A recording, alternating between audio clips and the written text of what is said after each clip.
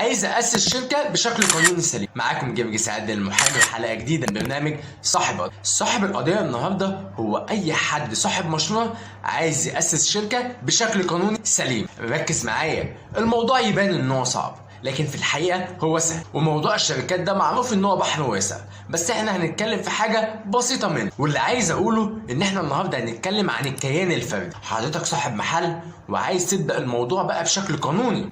اول حاجه تعمل توكيل للمحامي، لان المحامي هو عارف هيمشي الموضوع ازاي. تاني خطوه العقد، وهنا لازم نسال سؤال مهم: هل عقد المحل ده ملك ولا ايجار؟ هي تفرق؟ تفرق. اصل لو كان عقد المحل ده ايجار لازم تعمل له اثبات تاريخ، ولو عقد المحل ده تمليك هنا لازم تعمل صحه توقيع. تالت خطوه انك تبتدي تعمل بطاقه ضريبيه وسجل تجاري، وهنا قدرت تاسس الشركه بتاعتك بشكل بسيط.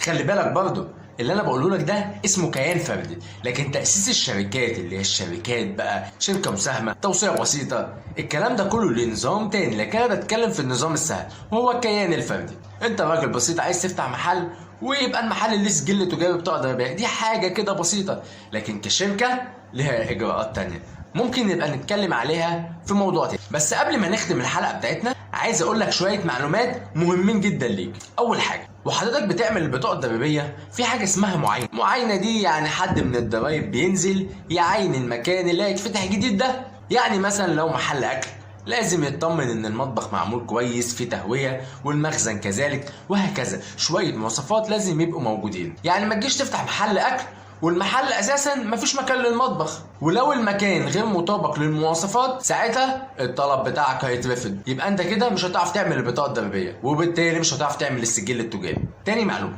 لازم تعرف ان انت هيبقى مطلوب منك كل سنه انك تقدم اقرار. وتاني حاجه مهمه جدا، كل شهر كذلك، وده طبعا ممكن يساعدك فيه المحاسب القانوني. ونيجي بقى لاخر نقطه، تالت معلومه، في فرق ما بين الكيان الفردي اللي احنا اتكلمنا عليه النهارده وشركه الشخص الواحد. دي حاجه ودي حاجه. اصل شركه الشخص الواحد دي تعتبر شركه مش كيان فردي. هو في فرق؟ طبعا ده في فرق كبير جدا، هنبقى نقوله بقى في حلقه جايه. كان معاكم جرجس عادل المحامي، وده برنامج صاحب قضيه. شكرا لمتابعتكم.